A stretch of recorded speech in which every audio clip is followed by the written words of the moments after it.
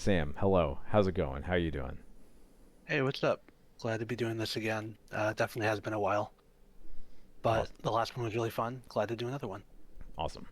Now what you have in front of us is a red-white taxes list. Obviously, I think it's pretty well known at this point that I am certainly more of a black splash gamer. Um, is there any particular reason that you were trying the red splash? Any? It doesn't look like there's any particular card choices in here standing out to me, but yeah. How's the red splash been treating you? Many particular things informing that decision, or just trying it out? It's been good. It's what I've been playing in paper more often, and then I didn't have a lot of the red cards on Moto for a while, but I talked myself into finishing that up, and I've run it through a few leagues. It's felt very good. Um, I will. I think this splash kind of lives and dies by how good Broadside Bombardiers is, which is a really messed up card and Mm-hmm. very fun to play with. And uh, I think also, I mean, the sort of stars of the show are Broadside and Ajani, and individually they're pretty powerful, and in combination they're obviously absurd. Yeah, for sure. Um, and I think the other reason is Magus is pretty good in a lot of the matchups that don't feel very good, like in the black-white matchup against, say, Nadu. Mm-hmm. Um, I like Magus in that matchup a fair amount. I like Pyroblast in that matchup quite a lot. Mm-hmm. For sure. And just being able to do something really proactive and put on a lot of pressure very quickly, I think is a draw to this build for sure. Can't really argue with any of that. I know for a while I haven't had a chance to actually play it yet, but I had it sleeved up in my deck the next time I head over to F&M. So um, I also really want to try it. I played it on stream a bit. It didn't it didn't call to me as much as Casting Thoughtseize did, but I mean, this deck tore up Eternal Weekend. It's good for a reason. So, um, cool. So I think, what do you got for us? What matchup are we going to be looking at today? So we're gonna look at set against Cradle Control. Okay. Show me. Uh, so opponent is mulliganing to six. I'm not thrilled about the hand, but I think the six cards that are not Cauldra are probably enough better than uh, a mulligan to six. I'm not actually sure about that. Looking at it again, interested what you think about mulliganing a like medium six plus Cauldra versus a new hand.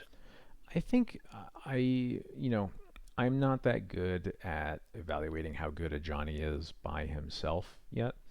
Mhm. But I think this is close enough to like a medium plus that I'm okay with it. I like that the curve is smooth. The Mhm. basic mountain's a little awkward just because you don't have a use for it here and would rather have the second white source for Skyclave for sure. Um, but we're on the draw. That seems like a thing that's going to kind of shake itself out. You have both Wasteland and Swords for early interaction. I This hand seems like a fine keep to me, especially against the six. I think. Yeah.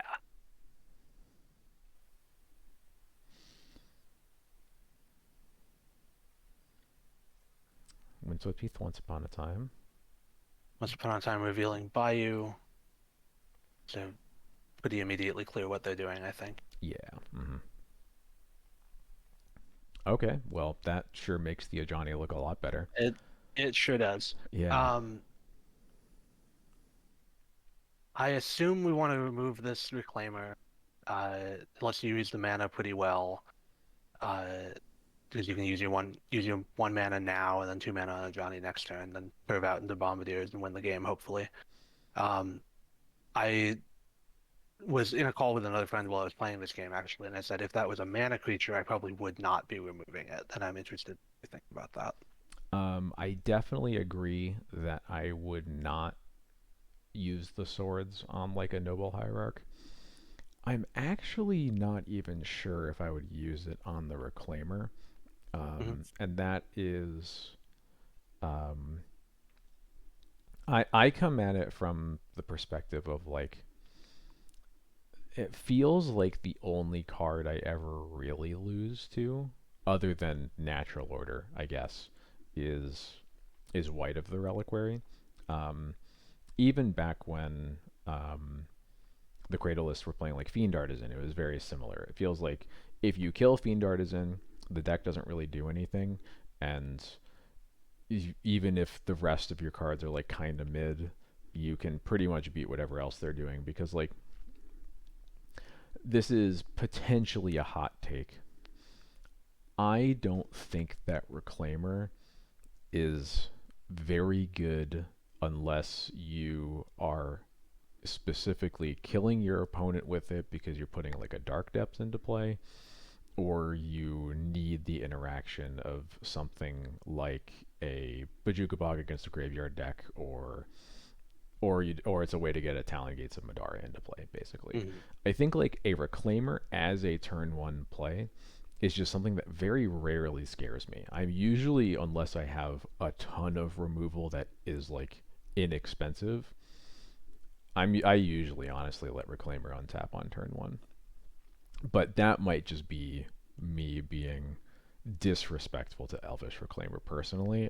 I don't know for sure. I can just say it hasn't burned me that often. Right. No, I think that's reasonable. Because like if they're using it on turn one, that's probably okay. So at least waiting until end step to use the swords makes sense to me. Mm-hmm. Yeah, I think I'm much more afraid of the late game Elvish Reclaimer than I am the early one because this is just a 1/2 that's going to eat up a lot of their mana. Um, the one that's drawn late, you just have both more options to get with it because you probably already have more than enough mana. Um, and that's also when like getting a Cradle with a Reclaimer can do something like threaten to cast a Craterhoof Behemoth from your hand or Mhm. something like that. Um, but yeah, I am definitely very disrespectful and unafraid of the turn one Elvish Reclaimer personally. Sure. So your play is probably fetch land, wait, maybe surveil, maybe cast the plow. Yeah, I'm hoping that they cast a white on turn two, and if they don't, I might end step plow the Reclaimer. Um, I think if they leave mana up, I almost certainly am because I come at it from the perspective of like it's really hard to play around Talon Gates of Madara for forever. So one of the easiest ways is to just play into it when it's not scary at all. Um, Yeah, so I think if my opponent just played a land and activated Reclaimer, I'd kill it. I just that want to makes make sure sense. that I have an answer for a white if they cast a white on turn two, because it's a much scarier card to let them untap with. We have already diverged because I just fired it off, and I think you're right. Waiting for it is actually better, Mm-hmm. and would have responded to the safekeeper with it, Yep. presumably.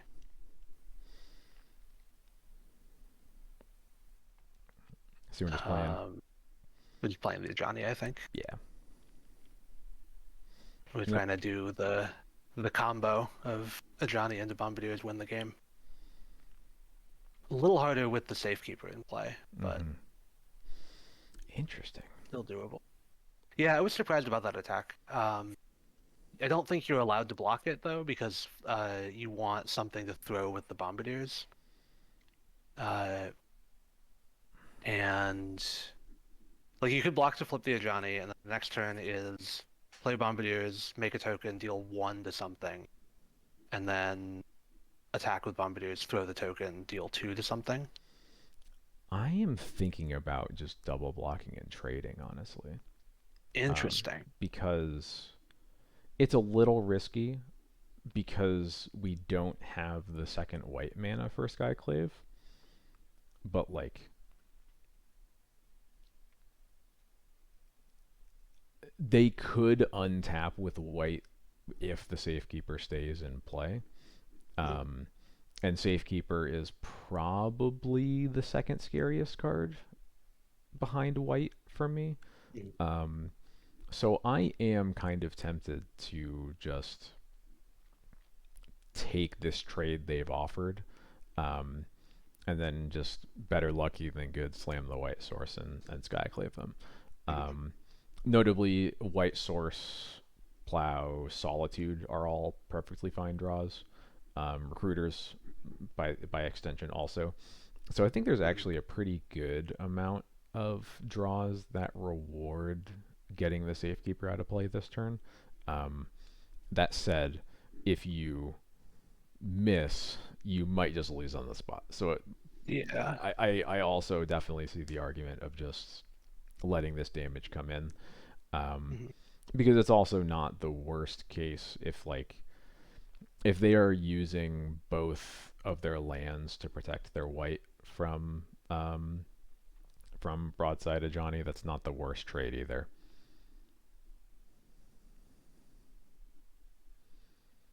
Yeah, I ended up not blocking here. I see what you're saying about the double block being potentially reasonable, especially because they're almost out of cards. Hmm.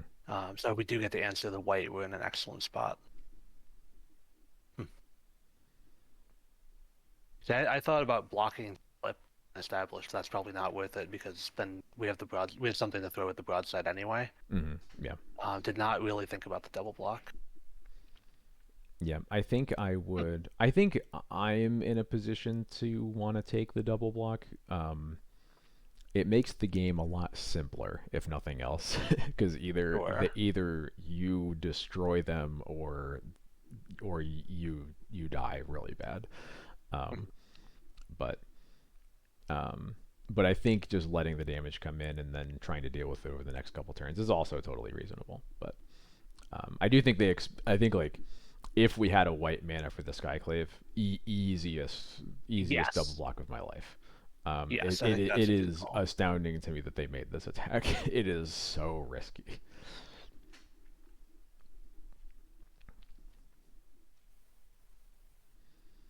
So I had no blocks. We get to do draw the white. So trading off would have worked out very well. Yep.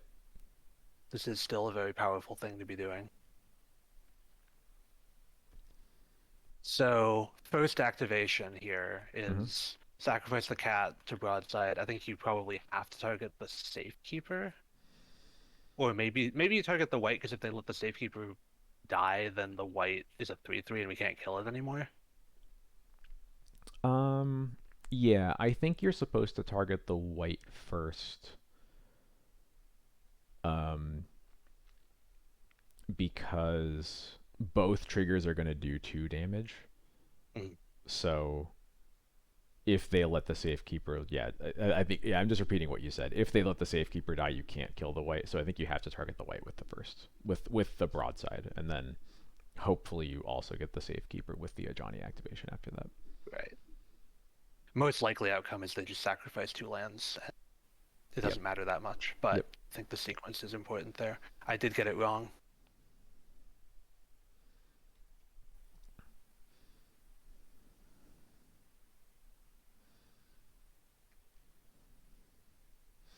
Honestly, a little bit surprising to me that, maybe not. I was thinking maybe there might be an argument there for them um, to, mm, maybe not. I was thinking there's a possibility they just throw one of the hierarchs under, just chump block the cat token with the hierarchs so that the white becomes Mm. a 3/3. Um, it more or less gets to a similar place, um, but I think actually if they do that, they are basically just down a mana because we still have a target for the Ajani. We can kill the ignoble hierarch. Um, Right. so that leaves them with like a forest or a bayou in play, basically, which is not great. So yeah, I think never mind. I don't think they should do that.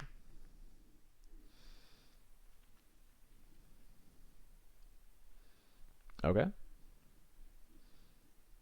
My first time seeing Scythe Cat Cub in play, so this will be interesting. Mine as well.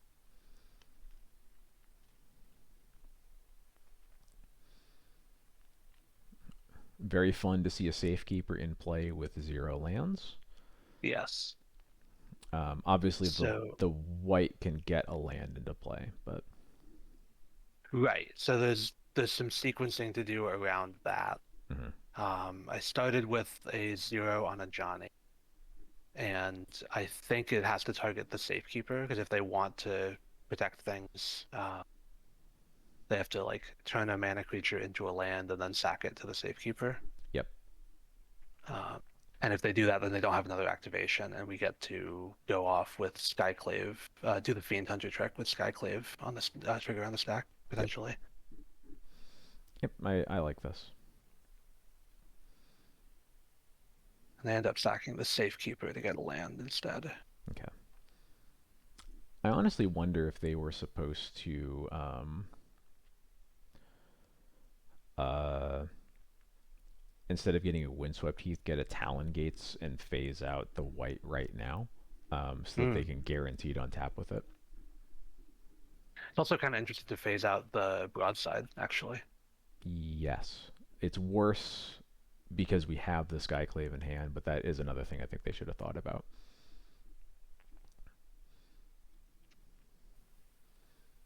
Um, I end up using the Wasteland here and just trying to get the game like as over as I possibly can Yep, fully agree. because the plan is get them to no mana, get them to no threats, and hopefully that's enough. Yep, looks right to me. Attack with this, Skyclave the white, throw the Skyclave at the Scythe Cap. Yeah.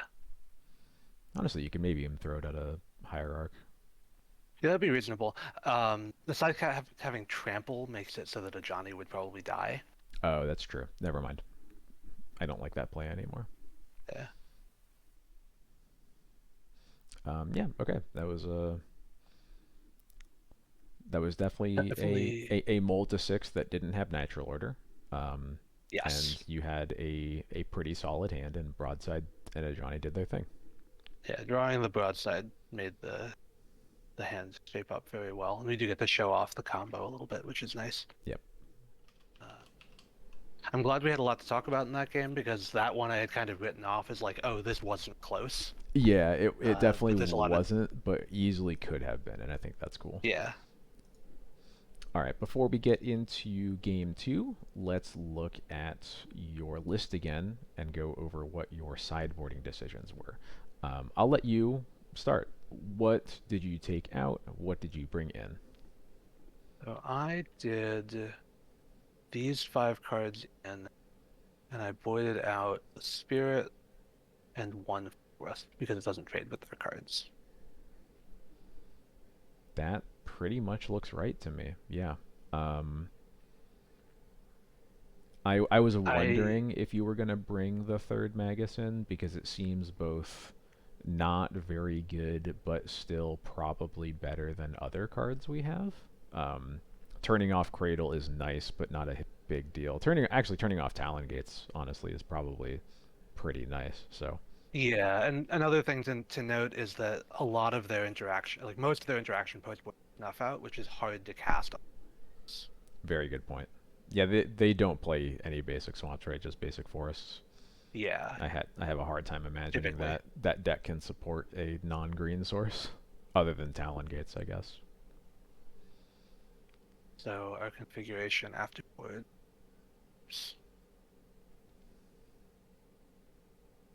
is this.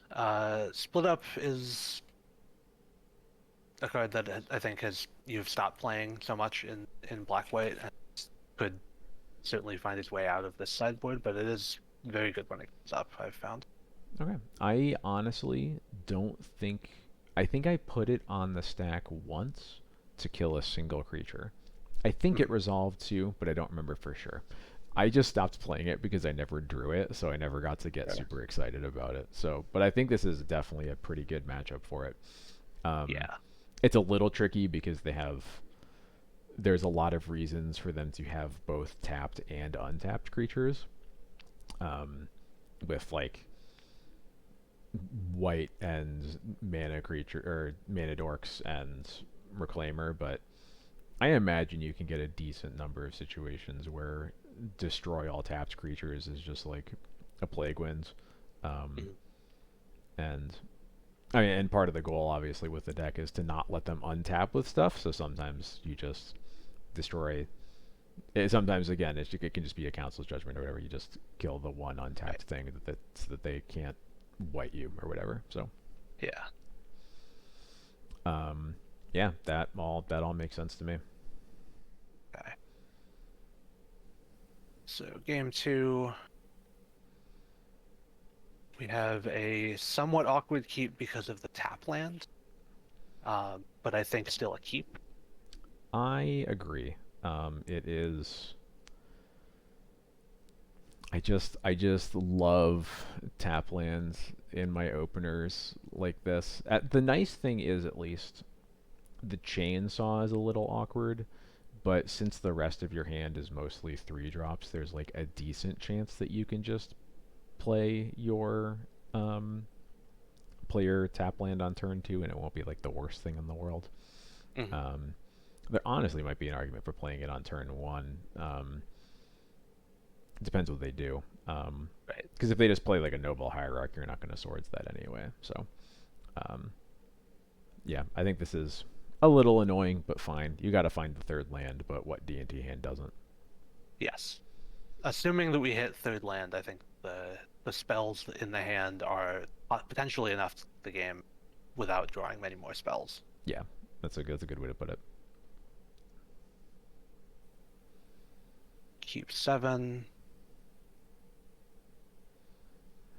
Hierarch, cool. lead on the noble you were talking about as something we don't want to plow, probably. Yep. We Oh, draw the third land, of course, it's of the other surveil land. course. How could I not see that coming? That was So, yeah. yeah. Sequencing this, I thought was really in. Uh, I think so. My inclination, and I think this is what I ended up doing, was playing Surveil Land now because uh, I have on turn 2 I could play Chainsaw if it killed something, or play the other Surveil and Plow, hmm and then have an untapped land on turn 3 to play Broadside. I fully agree with that. Especially into the turn 1 hierarch. I don't. I like.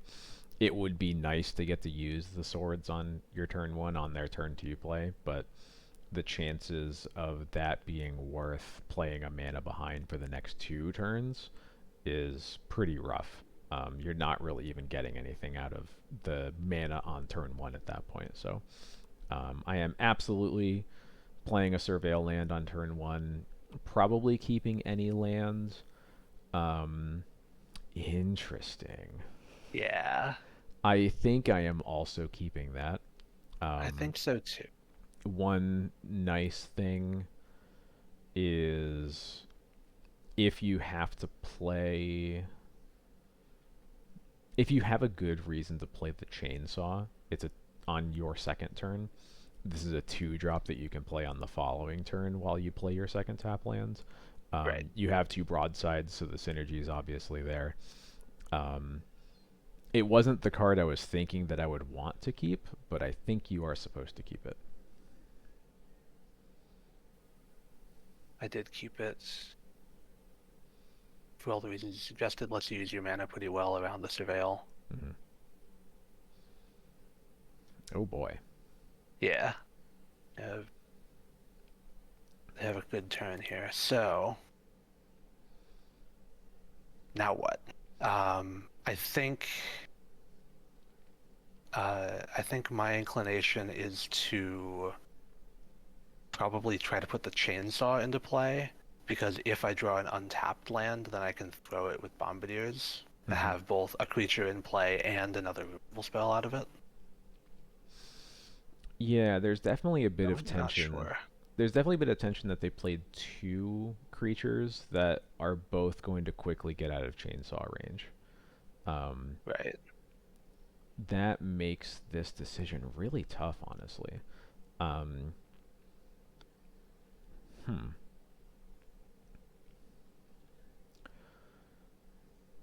I. It's really interesting. So, just make sure I have the math right. If we kill the white, let's just theoretically, if we are playing tap land plus plow on the white, because white is the card you can never let them untap with. If they play a fetch land, then Scythecat Cub becomes a 5/5, right? Because they play a It land, it becomes a triggers. 4/4. It becomes a 4/4. Um, Uh, because it gets a counter on the first one, and then it doubles the or counters on the oh, second right. It one. is It not. It's doesn't not get a new gaining one. 2. It is doubling what's there. Yeah. Yeah, so it'd be a 4/4 attacking for 5 with Exalted, I guess. Um, and that gets out of hand pretty quickly because then it would be like it becomes a 5/5 and then like a theoretical 8/8 if they play another Mhm. land. Um, I'm trying to get a sense of like how much damage do we think we take from this Scythecat Cub if we don't put the chainsaw in play to have the broadside later. Um, I think that you are supposed to chainsaw the white here, um, because you have the plow. Mhm. It's just a little awkward if we still have to play a tap land on turn 3. But I guess I'm talking myself into it. I think playing chainsaw here is right, um, because you still have the plow in hand even if you don't draw the untapped third land for broadside. Um, and I think you have to get value out of this chainsaw before you can't anymore. Right, because if you don't do it this turn, I don't think you're killing either creatures with it. Yeah, you're basically resorting yourself to killing a mana dork with it at some point. So yeah, I think you chainsaw the white and let the Scythecat Cub deal an unfortunate amount of damage this turn, but an amount you can probably deal with. Yeah, there's the fetch land.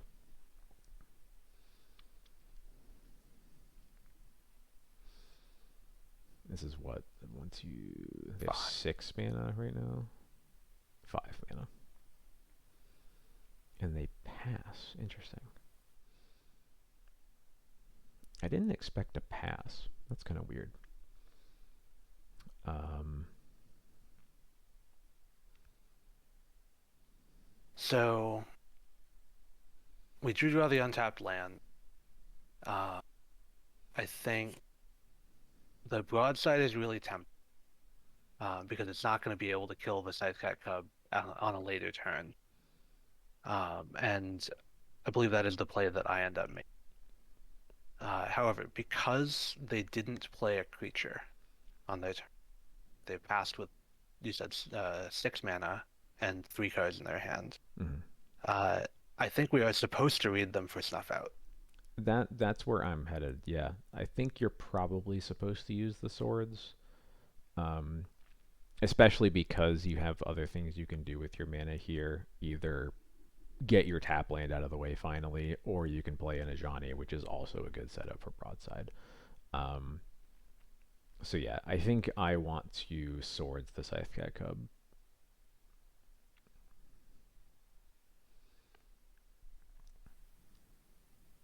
I got excited about casting my 3-drop and got punished by the snuff out that they did in fact have. Yeah.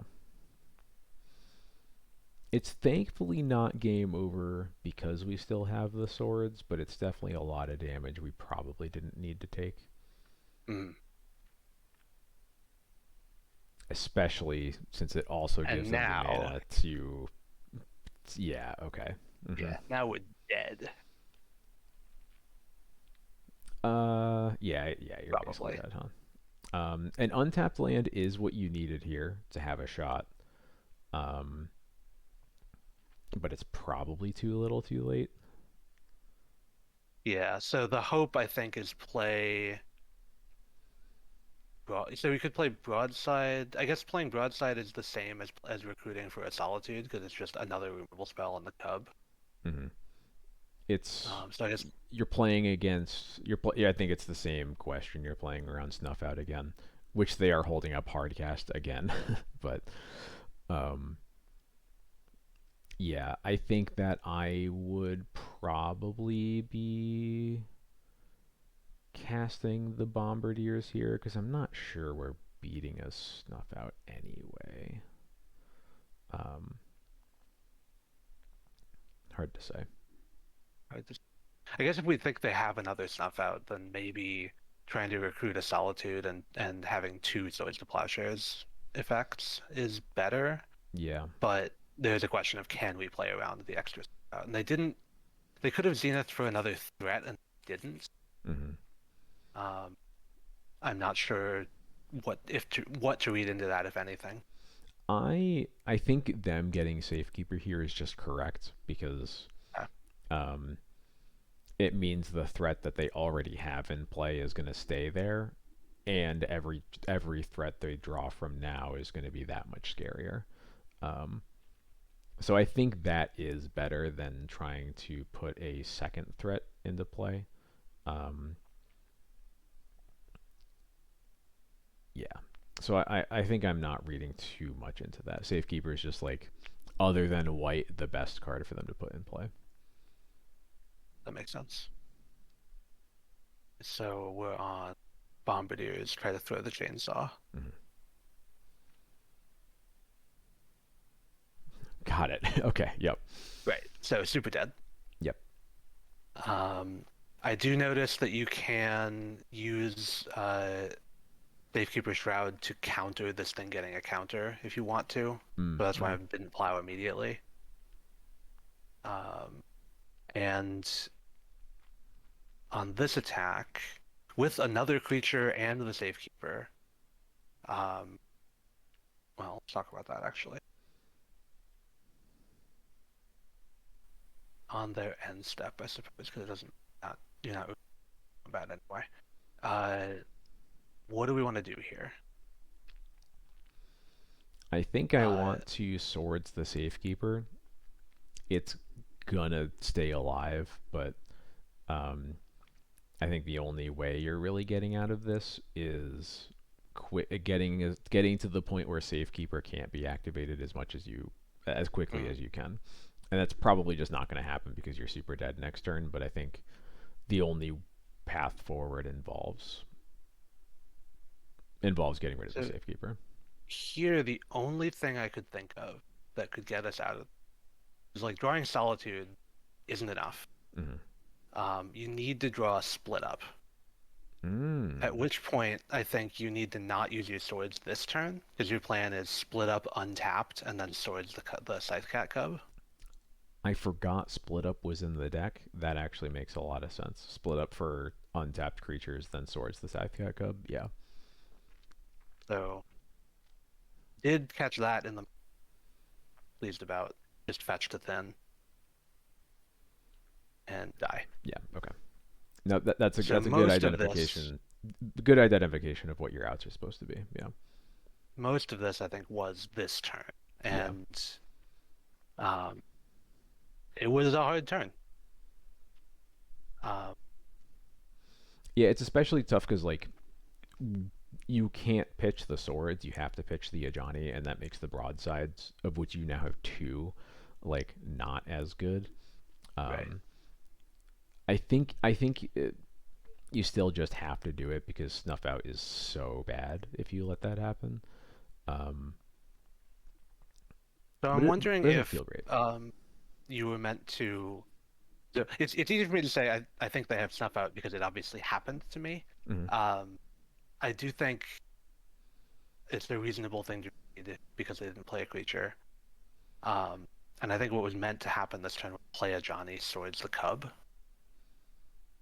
because of how bad a snuff out is for you Yeah, if I you play broadside. I agree with that. Yeah, It does leave you with a pitch to the recruited Solitude, but if they have a removal spell, they're kind of incentivized to use it on the Ajani, especially if you put the broadside on the stack. hmm I guess they kill the broadside still, but then you have a blocker. I don't yeah. know. You Anyway, you potentially get to bounce a Johnny to your hand if you need to. It doesn't seem true. super likely, but it's possible. But yeah, I think that it definitely is the big turn. It's weird because like it's a weird read just because like Snuff Out's a free card. They don't have Mhm. to leave mana up for it. When I think about like what could they be doing other than have Snuff Out in their hand right now, I think the answer is just like there isn't anything. Like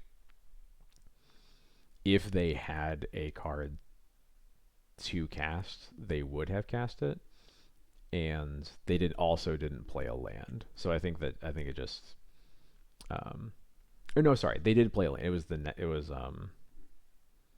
was the next There's turn the they didn't fetch play a land. land. Yeah, Yeah, yeah, the following turn they didn't. yeah. Okay, never mind.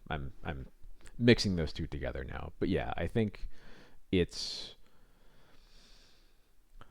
it's too clear to me that the cards in their hand must be Snuff Out if they aren't creatures. So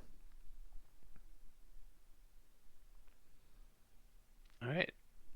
Uh, on to game three, I guess. sounds good. Okay. All right, so game three. Reveal Play, of Yorion. We did course. it. Reveal the Orion, don't forget that one. Um, I like this hand, even though it doesn't have a turn one answer. The Chainsaw is an answer to something. Turn two Ajani is good. The Magus is potentially good. Yeah, I like this Um, hand. Um, yeah, I got nothing against it. I think the lack of a one mana removal spell I think is a lot easier to stomach on the play mhm. because as I was talking about before, I don't really like killing any of their one drops for the most part on turn one. Um, Other than Safekeeper, if they play a Safekeeper on turn one, that's like the one exception. But yeah, I like this hand. There's a lot you can do on your two depending on what they do, and that's pretty Right. exciting.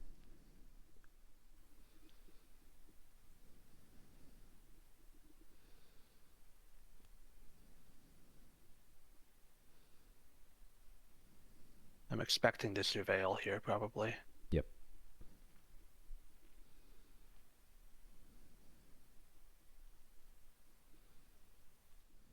Formal wear.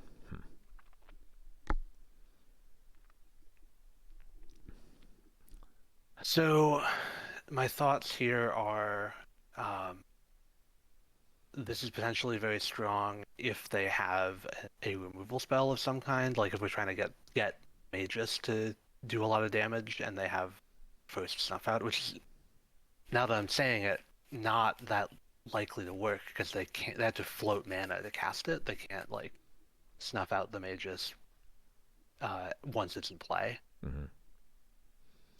So I think probably you're supposed to graveyard this, but I think. Yeah, I hate milling equipment so much. It's the my least favorite thing about Surveil lands. Especially this list only has one formal wear in it, right? That's right. Yeah, I think you have to mull it because the Magus turns off their snuff outs. The Containment Priest turns off the formal wear. Um, Obviously, you're not like banking on Priest sticking around that long. That's not really how that card works. Um, but yeah, I think you're supposed to bin it, unfortunately. I think in the moment I had not recognized that, oh, they can't cast Snuff Out under Magus, so I want to draw this in case they kill the Magus. Mm-hmm. I do think looking at it again that, yeah, putting this in the graveyard is good. End up playing a Johnny instead of chainsawing this because I don't think this is as much of a threat. Yep, I agree. And I think the best argument again is what we were talking about before, that like the cards, there are a lot of cards that can only be chainsawed like on the first turn you play them, basically. mhm. Um, but this isn't the card I'm looking to kill with it. And also, it's important that it's the way you have to flip your Ajani right now. So Yes, right.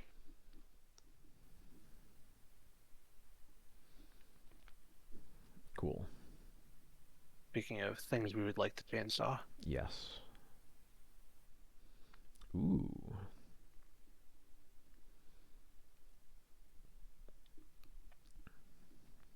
So there's two options, right? You can play Magus now, uh, and the white can't really attack because otherwise the Johnny flips. Hmm. Uh, or you can play the chainsaw on the white and the cage, I suppose. Um, you could also chainsaw your token, flip the Ajani, but then you don't have enough creatures to deal damage to kill anything, so I don't think that. Yeah, there are a lot of options. My head right now is saying to hmm, it's interesting. I think probably the thing I like least about playing Magus here is that you're left with only one white source in play, and sometimes you can feel a bit restricted on that. Um, but I don't think that's a huge deal. I think, especially because we just drew the Grafdigger's Cage the turn before they would be Green Sun Zenithing for a replacement to the white that we're about to kill. I do really like Chainsaw White play Cage. Okay. I think that's what I want to do here. Um, yeah, I think that's where my head is up. Okay. I think that's good. I'm very not sure about this turn. I believe I end up playing Aegis. Yeah, Um, I definitely see the logic behind this one. Um, it yeah, they can't attack. It does kind of solve the problem of white in a way because when all the lands it gets are mountains, it doesn't really matter anymore. mm, Um, probably the it might be another case of the best reason to cast the chainsaw is because if you don't chainsaw it that turn, you pretty much have to chainsaw it this turn because otherwise it's going to get yeah, to the point where it can be a 4/4 and then it stops right. working. Um, but I I see the vision on playing the Magus here for sure. Annoying that they played an ignoble hierarch because that now could theoretically turn back on a snuff out that's in their hands.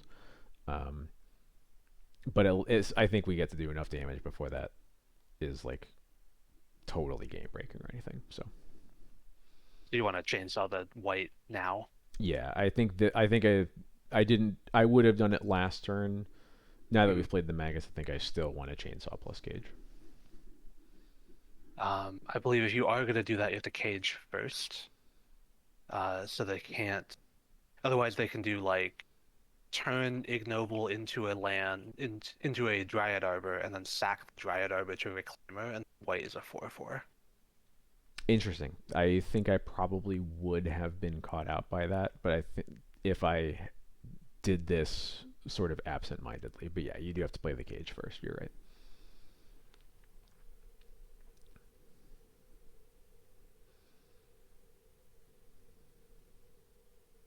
Get another forest. And I think they actually misclick into Dryad Arbor this one. Or didn't realize that they couldn't do it, but I'm giving them credit and saying. Mm-hmm.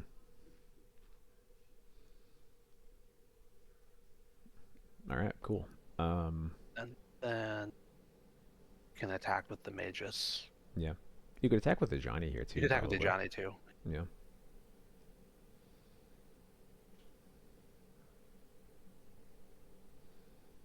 And now what we are potentially afraid of would be natural order, but we have the cage for that. Yep. Can't cast another white, so it's just this thing. And now that we are, I guess we're not about right. We already cast the chainsaw, so we can't flip the Ajani, but that means they still can't attack, basically. Right. Um, I assume that you are casting Stoneforge here, probably. Yes, I think so. Yeah, I think What do you want to get? Stoneforge and Recruiter are both okay, but given that we have such a commanding hold on the game, I kind of just want to Stoneforge for Cauldron and kill him. Um, Yep. because GT's in the deck, but that doesn't feel great here. Their creatures are huge.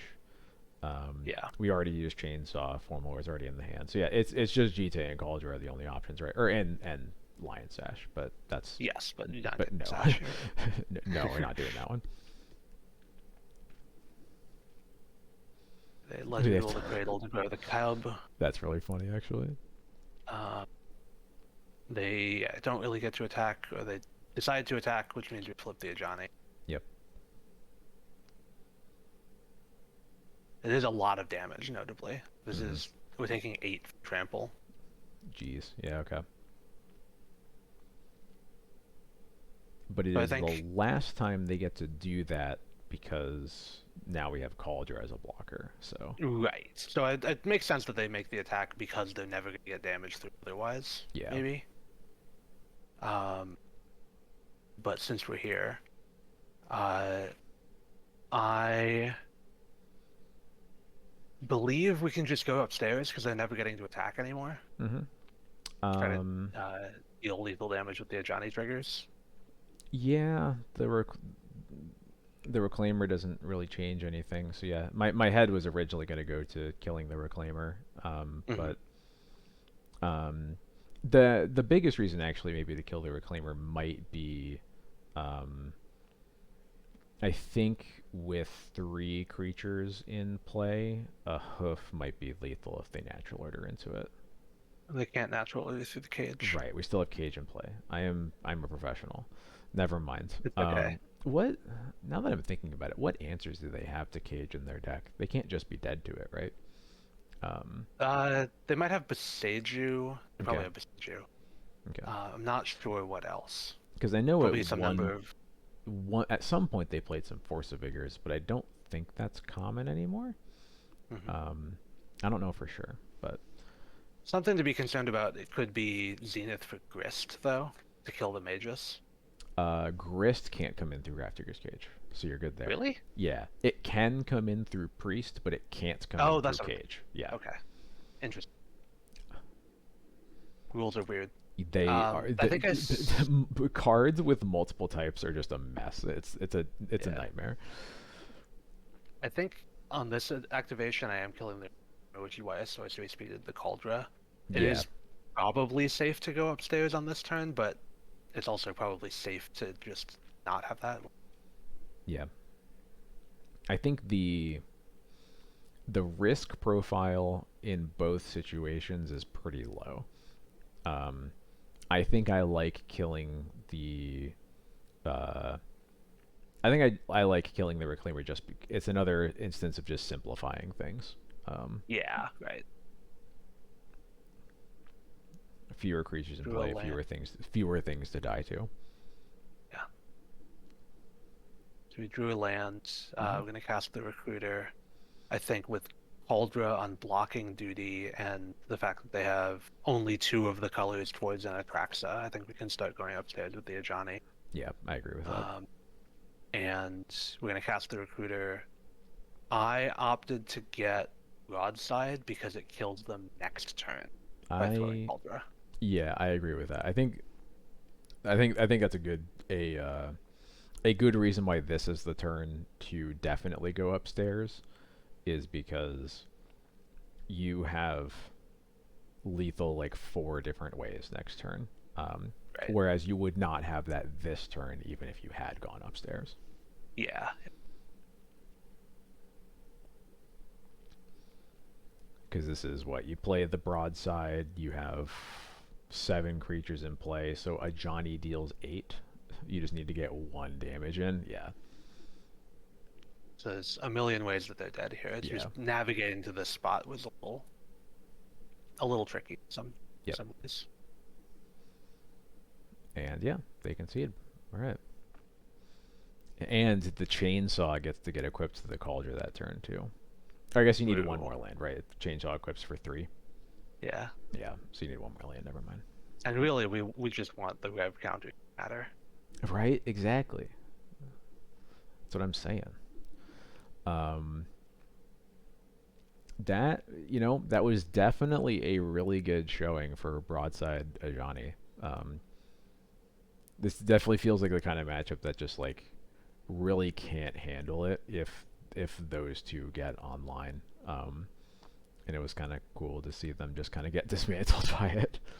We did get one that really shows off the one of the reasons to play the red cards. Yeah. Uh,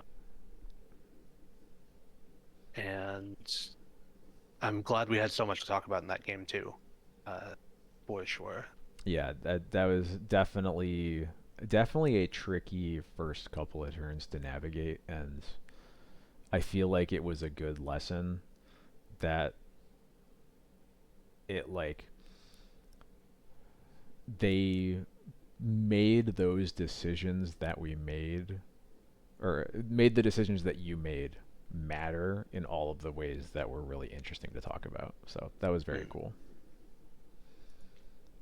Because I know a lot of times, especially on stream, like I'll wax lyrical about like the reasons that I'm making this play, and then like nothing will happen. It'll just be like, oh, okay, I guess I thought about it for a long time for no reason. But it's cool when like you think about it and the exact reason that you were thinking about it happens. I think that's really cool. And in fact, I got punished because I didn't think about it enough. Yeah, there you go. Okay, so just to we talked about how this match really showed off Broadside of Johnny, which is absolutely true. I found the Broadside as an individual card gives you a very like you get to turn the corner really, really fast in a way that other builds of this deck don't get to, For which sure. is definitely a draw. I am very much feeling the two drop problem. I am not thrilled with these Spirits of the Labyrinth. Um, I have thought about you could do some split with Thalias. You could play I don't know what else. The Jite could be something else. I have been thinking about some number of lightning bolts to fill in some of the gaps here, I kind of but I like that haven't actually actually. done anything with that. Yeah, I like that idea though. Um, yeah, I have honestly thought about even this is something I think I've talked about a little bit with XJ Cloud even is whether the other two drops are so bad that you just have to play White Orchid Phantom because Mm, it's one thing that I think I've been trying to say is that like none of the two drops other than Stoneforge and Ajani for red or Bowmasters for black feel mm, good like at all. They right. all have really glaring weaknesses a lot of time in a lot of matchups. I've mostly just like White Orchid Phantom because it feels like the floor is a little bit higher and the ceiling is is like actually I think higher than both of them. In the matchups Mm. where White Orchid Phantom is good, it's really good. Um, and it might be worth playing them just because the Magus Nombo, a lot of decks are gonna be fetching for their basics anyway. So Mm. how often are you fixing their mana versus just getting to play a 2 mana Stone Rain sometimes? I think probably the one matchup where you lose the most is Eldrazi because it's the one matchup Yeah. where like they have a basic to get, but they don't have many ways or incentive to get it. Um, but yeah, I don't know. It's weird how it feels like we've come around. Like I know I was excited for White Orchid Phantom when it came out, and ultimately was kind of like unimpressed with it. I played it in my sideboard a lot because it just covered a lot of Black's weaknesses, but it's weird coming now around to, well, I don't think it's very good, but it might be the best two drop now, Mm. as as bad as it feels to cast Yeah. sometimes. I do think it is a little better potentially a little better on the mana in this deck because you don't fetch Swamp for Thoughtseize, but you never need your Mountain on turn one. Yeah, that has hurt me a lot. I think that's the biggest problem with White Orchid Phantom in the Black Splash specifically. In this build, you can play on planes for like forever.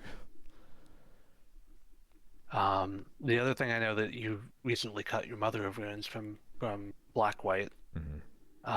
I'm a little more hesitant to do that in this deck because of how much a Johnny and or Broadside and or Magus can take over a game single-handedly, so keeping them in play becomes more important. But Yeah, Mom has still not been very impressive. Like I can see trimming or cutting some of them, yeah. I think there's a lot more or all incentive of to them. play it for here for sure, for the reasons you mentioned. Your cards are much more synergistic and much more punishing when not dealt with, um, in a way that's like not really as true for black. It's funny because I think like the biggest incentive to play Mom is Felia, but all of the Felia, Mm, like the Felia Overlord lists, cut Mom to fit the Overlords in, kind of. So, right. um, yeah, I've definitely felt in the non-Overlord lists that like I'm gonna miss it, but it doesn't do enough. Um, and I get to play more Cabal therapies, so that's always Right. cool. Which you're never gonna talk me out of that. Oh, I know. Yeah. Um, so yeah, I think going forward, my next thing to try is probably two lightning bolts instead of spirit, one spirit and one Jite, and see how they feel. And maybe you end up going to more of them. I got the idea initially because like one of the things that the black white build gets to do is play more one mana stuff, and I want to do that here. Hmm. Yeah, I was gonna say And that that's one of the things that like when you think about like trimming Mom in the red splash, I'm not even sure what you would trim it for because you know what spells like I think there's like so many spells you could play in black, and part of the reason that I think the red splash has kind of since Ajani Bombardiers came into the picture, I think the reason the list has felt so kind of static is that it's just like what other cards are there other than like a second formal wear or maybe you fit in the third wisp or skyclave, right? You're really not making any like sweeping changes by cutting out a playset of a card, right? it's very hard to want to play more three drops. We already have Yeah, 15 of them. yeah, you got a lot of them. But yeah, lightning bolt sounds pretty cool. Um, it would be fun to get my copy out of Cube for to play the red Oh, splash at true, F at FNM or something like that. true. So yeah, that's where I am on this. I've been having a lot of fun with it. Getting to play with Broadside is really fun, and definitely is getting me to look for lethal off of Recruiter, Mm. which is not something that I have been used to doing in any other build, which is very Yeah, cool. yeah. That basically only ever happens for me when my opponent's at one, because then I can just get a Hmm. Bowmasters or whatever. But yeah, that's really cool. I hadn't actually thought about it that way. That's really fun. Um, all right. Well, thank you again, Sam, for joining me on one of these fun breakdowns of your matches. Really appreciate you coming on and doing this. Um, Yeah, any this was any very any fun. Thank final you. yeah any final thoughts before we cut it off?